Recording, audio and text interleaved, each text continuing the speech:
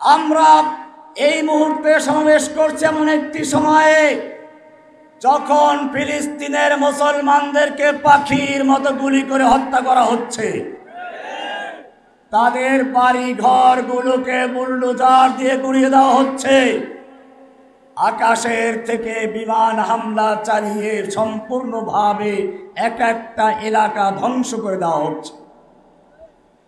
কাশ্মীরি মুসলমানদেরকে পাখির মতো গুলি করা হত্যা করা হচ্ছে। উইগর মুসলিমদেরকে দীর্ঘদিন পর্যন্ত উন্মুক্ত কারাগারে বন্দী রাখা হয়েছে। আরাকানের মুসলমানদেরকে নির্মমভাবে হত্যা করা হচ্ছে। শুধু তাই না, বাংলাদেশে যারা কোরআন এবং সুন্নাহর কথা বলেছিল, আল্লাহ এবং আল্লাহর নবীর অবমাননার বিরুদ্ধে যারা প্রতিবাদ করেছিল, চরম নির্যাতন করে তাদেরকে কারাবন্দী করা হয়েছে। এখনো হাজার হাজার আলেম, মাদ্রাসার ছাত্র, স্কুল কলেজের ছাত্র কারাবন্দী অবস্থায় রয়েছে। আজকে চতুর্দিক থেকে ফরিয়াদ আসছে, আল্লাহর ভাষায় পরিণত হচ্ছে, ওয়ামা লাকুম লা তুকাতিলুনা ফি সাবিলিল্লাহ। হে মুসলিম যুবকেরা, তোমাদের কি হলো? লা তুকাতিলুনা ফি সাবিলিল্লাহ, তোমরা আল্লাহর রাস্তায় লড়াই করছো না, যুদ্ধ করছো না। কাদের জন্য? ওয়াল মুস্তাদআফিনা মিনার রিজাল ওয়ান নিসা ওয়াল বিলদান, ওই সমস্ত অসহায় শিশু, নারী, পুরুষদের জন্য। আল্লাযীনা ইয়াকুলুনা রাব্বানা আখরিজনা মিন হাযিহিল ক্বরিয়াতিয যালিমি আহলুহা, যারা ফরিয়াদ করে বলছে, হে রব্বুল আলামিন, তুমি আমাদেরকে এই জালিম অধ্যুষিত জনপদ থেকে রক্ষা করো। ওয়াজআল লানা মিন লাদুনকা ওয়ালিয়্যা, আমাদের জন্য দাও তোমার পক্ষ থেকে ন্যায়নিষ্ঠবান নেতা, ওলি। ওয়াজআল লানা মিন লাদুনকা নাসীরা, তোমার পক্ষ থেকে দাও আমাদের জন্য সাহায্যকারী। এই ফরিয়াদ ধ্বনিত হচ্ছে কাশ্মীর থেকে, এই ফরিয়াদ ধ্বনিত হচ্ছে আরাকান থেকে, এই ফরিয়াদ ধ্বনিত হচ্ছে উইঘর মুসলিমদের পক্ষ থেকে, এই ফরিয়াদ ধ্বনিত হচ্ছে ফিলিস্তিনের মুসলিমদের পক্ষ থেকে, এই ফরিয়াদ ধ্বনিত হচ্ছে বাংলাদেশের 65টা কারাগার থেকে। আপনারা জানেন, এই বাংলাদেশের বুকে একটা ফেরাউনকে পাঠানো হয়েছিল ভারত থেকে লালন পালন করে, দীর্ঘ সময় প্রশিক্ষণ দিয়ে তাকে পাঠানো হয়েছিল বাংলাদেশ থেকে ইসলাম এবং মুসলিমদের নাম নিশানা মুছে ফেলার জন্য। সেজন্য প্রথমেই এসে কুকুরের মাথায় টুপি পরিয়েছিল এদেশের লক্ষ লক্ষ আলেমদের ওস্তাদুল আসাতিজা শাইখুল হাদিস আল্লামা আজিজুল হক সাহেবকে জেলে পুরিয়েছিল।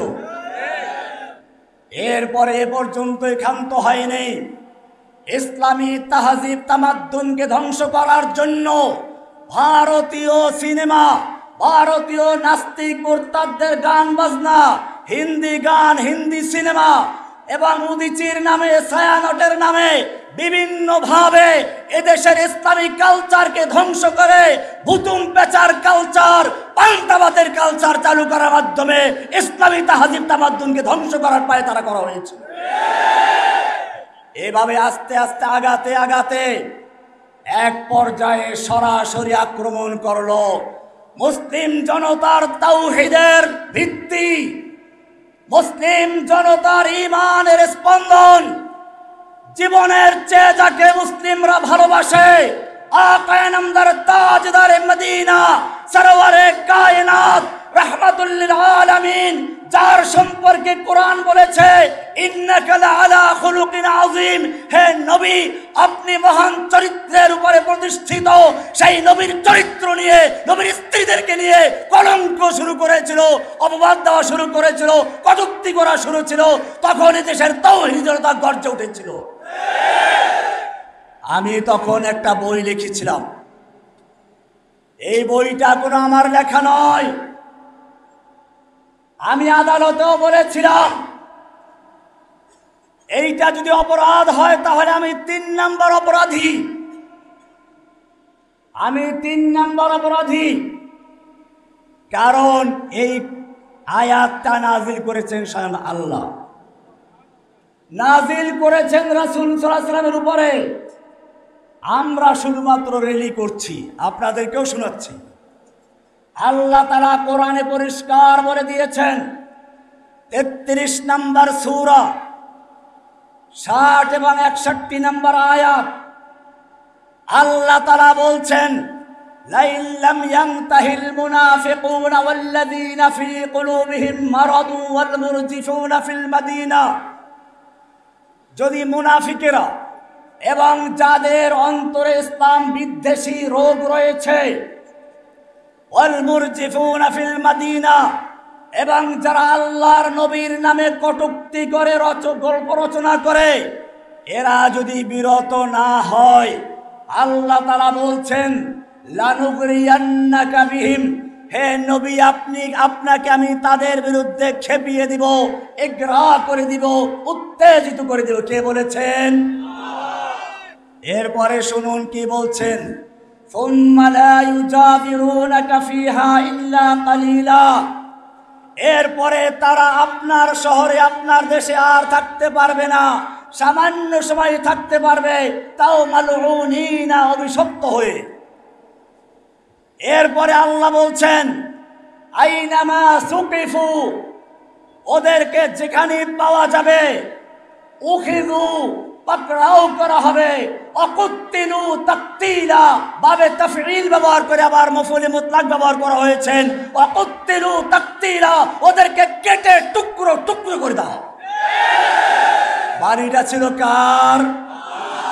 নাজিল হয়েছে কার উপরে?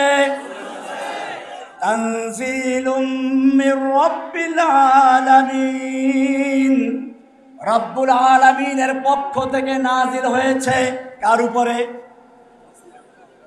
আলা কলবিকা, রাসূলের কলবে। কোথায়? রাহমাতুল লিল আলামিন নাজিল হয়েছিল। এরপরে আল্লাহ বলছেন, এখানে একটা সূক্ষ্ম বিষয় আপনাদেরকে বলে দেই, কোরআনের উসলুব হলো আয-যানিয়াতু ওয়াজ-যানি ফাজলিদু কুল্লা ওয়াহিদিন মিনহুমা মিয়াতা জালদা, ব্যভিচারী আর ব্যভিচারী ওদেরকে তোমরা 100 দররা মারো। এটাকে মারুফ ব্যবহার করা হয়েছে, কারণ রাষ্ট্রের কাজ। এমনি ভাবে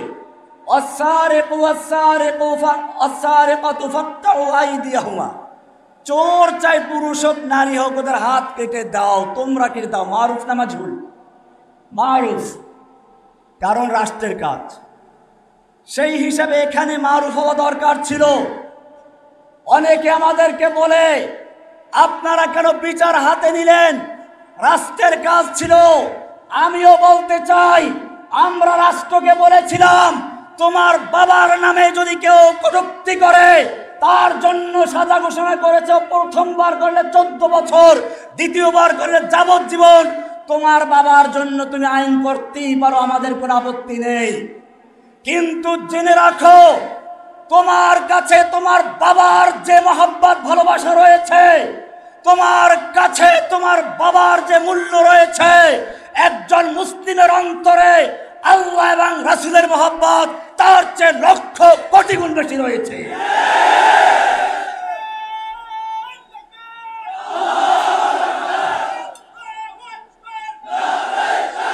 তোমার বাবার জন্য যদি আইন হতে পারে, আর আমার নবীকে কটূক্তি করলে তাদেরকে আদর করে বিদেশ পাঠিয়ে দাও, এই যদি তোমাদের চরিত্র হয়, তাহলে জেনে রাখো বাংলার তাওহীদি জনতা ওদেরকে চিরস্থায়ী বিষাদের কবরে পাঠিয়ে দিবে।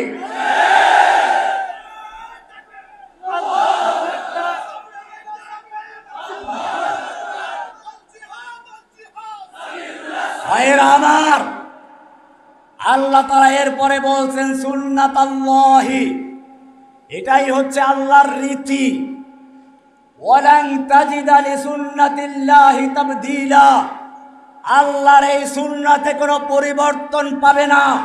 তার মানে হচ্ছে আল্লাহর নবীর সে আগমন থেকে শুরু করে কিয়ামত পর্যন্ত এই আইন বলবৎ থাকবে।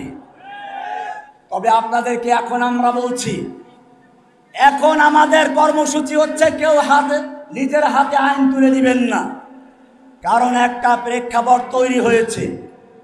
এখন আমাদের কাজ হবে কি শুনুন, আমরা ইঁদুর বাদুড় আর মারবো না, মশা মেরে হাত নষ্ট করব না।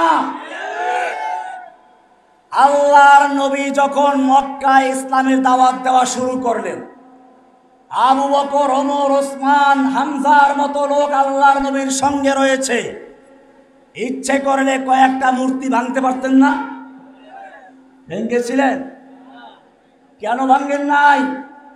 এটা খুব ভালো করে বুঝতে হবে, কারণ যদি ওই সময় কয়েকটা মূর্তি ভাঙতেন, ওরা আবার বানিয়ে নিত, এতে কিছু এসে যেত না।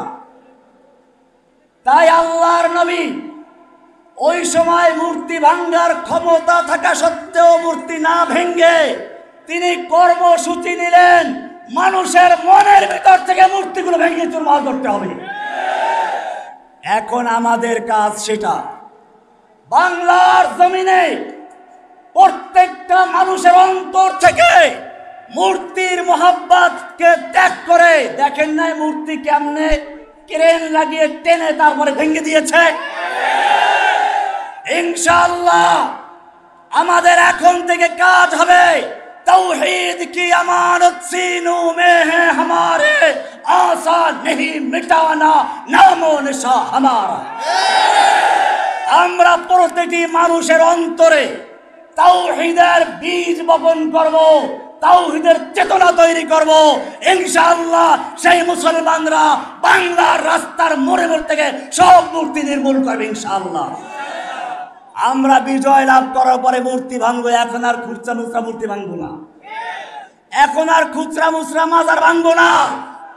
ইনশাআল্লাহ 2030 সালে বাংলাদেশের সংসদে, বাংলাদেশের গণভবনে, বাংলাদেশের আদালতে ইসলামের কালেমা খচিত লা ইলাহা ইল্লাল্লাহ খচিত পতাকা পতপত করে উঠবে ইনশাআল্লাহ। তারপরে ইনশাআল্লাহ সব কিছু বিচার করবে ইনশাআল্লাহ।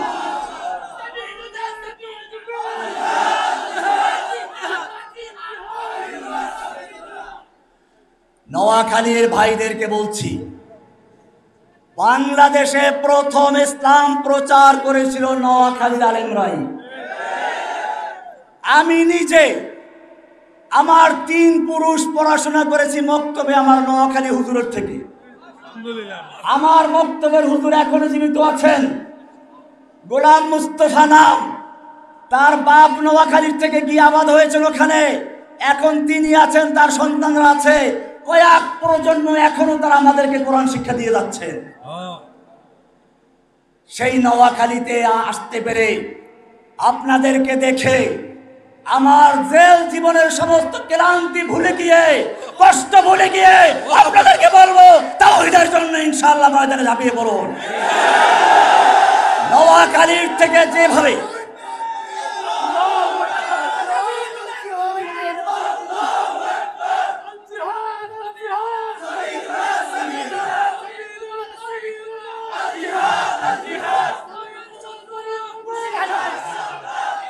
নোয়াখালীর থেকে যেভাবে ইসলাম প্রচার শুরু হয়েছিল, আজকে নোয়াখালীর থেকে সেভাবে বাংলাদেশের রাজপথে, বাংলাদেশের সংসদে, বাংলাদেশের আদালতে, বাংলাদেশের গণভবনে, ব্যাংকে, সব জায়গায় ইসলাম বিজয়ী করার স্লোগান শুরু হলো ইনশাআল্লাহ।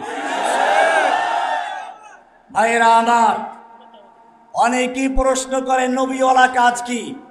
আমি আপনাদেরকে জিজ্ঞেস করতে চাই, আল্লাহ তাআলা তার রাসূলকে হেদায়েত এবং কোরআন দিয়ে হেদায়েত দিয়ে এবং কিতাব দিয়ে কেন প্রেরণ করেছেন? কোরআনে উত্তর আছে কিনা? ওয়াল্লাযী আরসালা রাসূলাহু বিল হুদা ওয়া দীনিল হক লিইয়ুযহিরাহু আলাদ দীনি কুল্লিহি। আল্লাহ তাআলা তার রাসূলকে পাঠিয়েছেন হেদায়েত দিয়ে এবং দ্বীনে হক দিয়ে। কি দিয়ে? দ্বীনে হক দিয়ে। কেন? লিইয়ুযহিরাহু আলাদ দীনি কুল্লিহি, অন্য সব দ্বীনে বাতিলের উপরে আল্লাহর দেওয়া দ্বীনে হককে বিজয়ী করার জন্য। আল্লাহর দ্বীনে হককে বিজয়ী করব আল্লাহর রাসূলের তরিকায় না ভিন্ন তরিকায়? সেই দ্বীনে হককে বিজয়ী করার জন্য হেফাজতে ইসলাম বাংলাদেশ কাজ করে যাচ্ছে। যখনই বাংলার বুকে ইসলামের উপর আঘাত এসেছে, 13 সালে যখন নাস্তিক মুরতাদদের রূপে রাসূলের অবমাননার রূপে বাতিল আগমন করেছিল, হেফাজতে ইসলাম তখন ময়দানে ঝাঁপিয়ে পড়েছিল। আবার যখন গুজরাটের কসাই বাবরি মসজিদ হত্যাকারী সেই খুনি নরেন্দ্র মোদী বাংলাদেশে আসার জন্য প্রোগ্রাম করা হয়েছিল, তখন ওই হেফাজতে ইসলামের ব্যানারে এদেশের তৌহিদি জনতা ময়দানে ঝাঁপিয়ে পড়েছিল। আজকে আমি জেলখানায় বসে চিন্তা করেছিলাম, আমি দেখেছি ইসলামের বিরুদ্ধে কি কি ষড়যন্ত্র হচ্ছে, আমাকে কি কি প্রস্তাব করা হয়েছিল। আমি তখনই সিদ্ধান্ত নিয়েছিলাম আমার যুবক ভাইদেরকে বলবো, স্কুলের কলেজের ইউনিভার্সিটির যে সমস্ত ছাত্র ভাইরা আমাকে ভালোবাসো, তোমরা হয়তো মনে করতে পারো রহমানী জেল থেকে বের হয়ে নরম হয়ে গেছে। বিষয়টা তা নয়, বিষয়টা মোটেই তা নয়। বিষয়টা হয়েছে রহমানী দেখতে পেয়েছে কিভাবে ফেরাউনের মতো, ফেরাউন যেভাবে তার জাতিকে বিভিন্ন দলে বিভক্ত করে তার রাজত্ব কায়েম রাখতে চেয়েছিল, ঠিক তেমনি ভাবে বাংলাদেশের তাওহীদি জনতাকে, মুসলিম উম্মাহকে দলে দলে বিভক্ত করে সে তার শাসন ব্যবস্থা কায়েম রাখতে চেয়েছিল।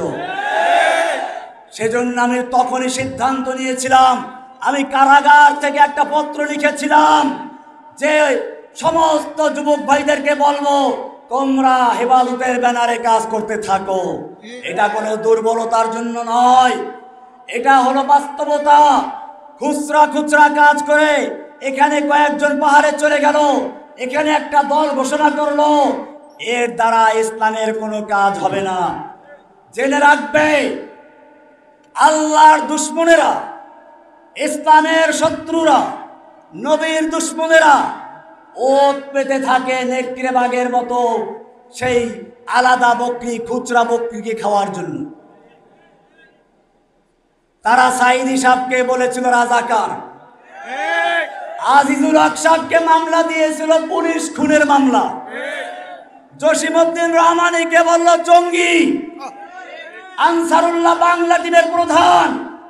আমি সাংবাদিক ভাইদেরকে পরিষ্কার বলতে চাই, জসিমউদ্দিন রহমানী গ্রেপ্তার হওয়ার আগ পর্যন্ত আনসারুল্লাহ বাংলা টিম নামে কোনো দল বাংলাদেশে আছে বলে কানেও শুনে নাই।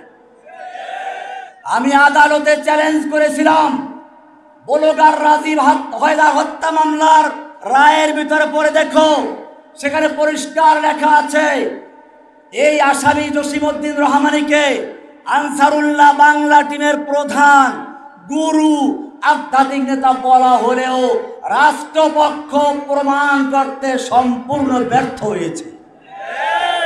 এটা বিচারকের পর্যবেক্ষণে লেখা রয়েছে। এরপরেও যারা আমাকে আনসারুল্লাহ বাংলা টিমের প্রধান বলে প্রচার করছে, যেই সাংবাদিকেরা প্রচার করছে, যেই পত্রিকা প্রচার করছে, তারা সেই পলাতক হাসিনা, খুনি হাসিনা দোষর বলে প্রমাণিত হবে। তারা ভারতের দালাল হিসেবে প্রমাণিত হবে। ভারত চেয়েছিল বাংলাদেশ থেকে ইসলামকে নির্মূল করার জন্য, সেজন্য হাসিনা নামক এক ডাস্টবিনের কিটকে পাঠিয়েছিল। সে গর্বের সঙ্গে বলেছিল সে পালায় না। আল্লাহ রাব্বুল আলামিন তয়রান আবাবিল পাঠিয়ে দিল, আব্রাহাকে ধ্বংস করার জন্য যেরকম ভাবে যাকে যাকে পাখি পাঠিয়েছিল, এই অহংকারী স্বৈরাচারী খুনি হাসিনাকে ধ্বংস করার জন্য স্কুল থেকে, কলেজ থেকে, মাদ্রাসার থেকে, সব জায়গা থেকে যাকে যাকে আবাবিল পাখি পাঠিয়ে ধ্বংস করেছে। পালাবার সময় পায় নাই, খাওয়ার সময় পায় নাই, রান্না বান্না করে রেডি করছে খাবে, কিন্তু সেনাবাহিনী বলে দিল 45 মিনিটের মধ্যে যেখানে পালাও পালাও, সে 45 মিনিটের মধ্যে ছেড়ে চলে গেছে। জাল হক ওয়া যাহাকাল বাতিল ইন্নাল বাতিলা কানা যাহুকা। ফিরাউন আয়ে, হামান আয়ে, जालिम जाबिर सुल्तान आए, कितने कितने शैतान आए, सबको हुई रसवाई हासिल। जाअल हक़ व ज़हक़ल बातिल इन्नल बातिला काना ज़हूक़ा। हसीना आए, नानुक आए, कौवा कादिर।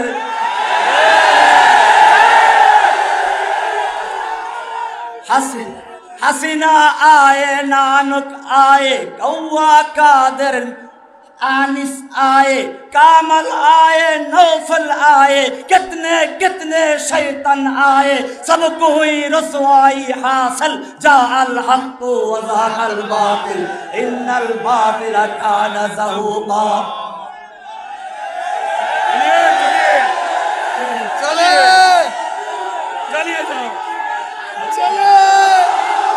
নারে তাকবীর, নারে তাকবীর। জিহাদ জিহাদ জিহাদ চাই, জিহাদ করে বাঁচতে চাই। হেফাজতে ইসলাম বাংলাদেশ জিন্দাবাদ জিন্দাবাদ। নারে তাকবীর। এক আমরা বিশিন হয়তো খেলাফত, হয়তো শাহাদাত, নয়তো শাহাদাত, হয়তো খেলাফত, হয়তো খেলাফত, হয়তো শাহাদাত, নয়তো শাহাদাত, হয়তো খেলাফত, হয়তো শাহাদাত, নয়তো শাহাদাত, হয়তো খেলাফত। ভাইরা আমার, মনে রাখতে হবে আল্লাহর জমিনে আল্লাহর দ্বীনকে প্রতিষ্ঠা করার জন্য 3টা জিনিসের প্রয়োজন। মুরব্বী ওলামায়ে কেরামদের নেতৃত্ব পরামর্শ, যুবকের রক্ত আর ধনীদের অর্থ।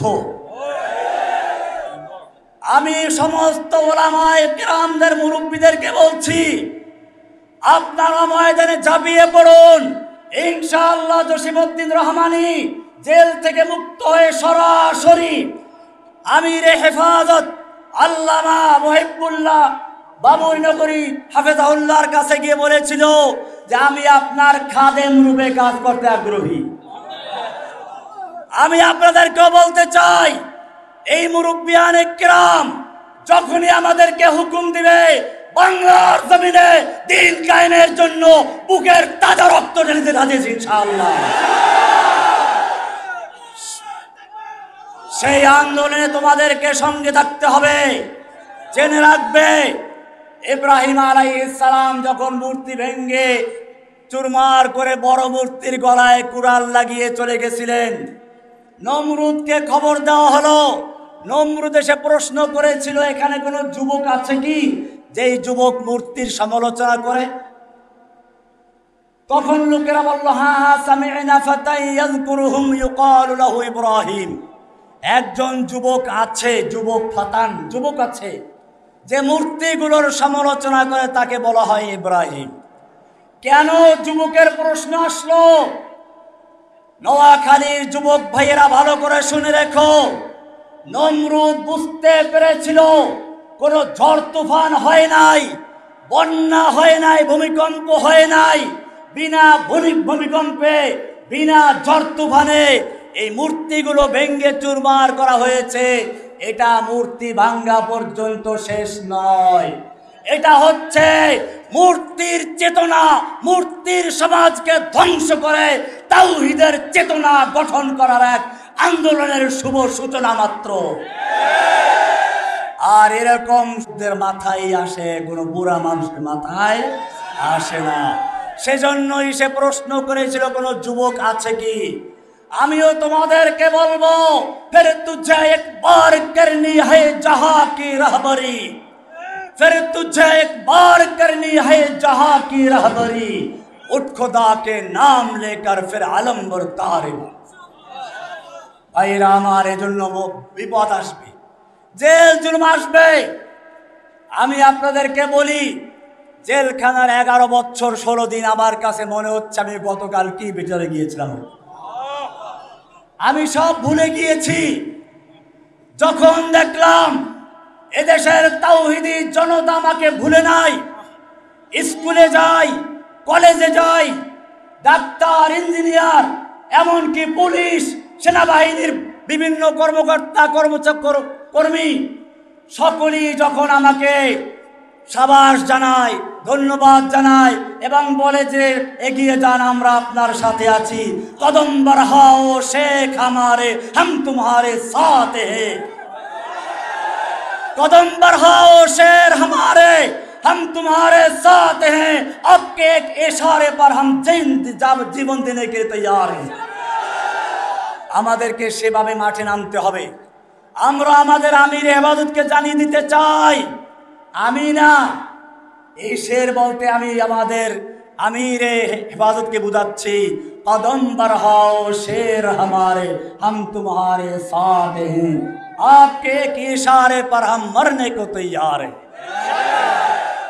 ভাইরা আমার, এজন্য বিপদ আসবে। কোরআন বলছে, আম হাসিবতুম আন তাদখুলুল জান্নাতা ওয়ালাম্মা ইয়াতিকুম মাসালুল লাযীনা খালাউ মিন ক্বাবলিকুম, তোমরা কি মনে করেছো এমনি জান্নাতে ঢুকে পড়বে, জান্নাতে প্রবেশ করে যাবে।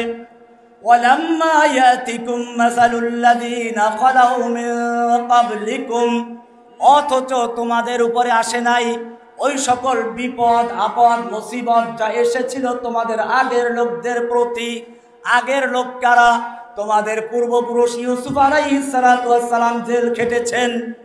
তোমাদের আকা নামদার তাজদার মদিনা মুহাম্মদুর রাসূলুল্লাহ সাল্লাল্লাহু আলাইহি ওয়াসাল্লাম তিন বছর পর্যন্ত শিয়াবে আবি তালেবে বন্দী রয়েছেন। তোমাদের ইমামে আজম আবু হানিফা রাহমাতুল্লাহ আলাইহি জেলখানায় জীবন দিয়েছেন।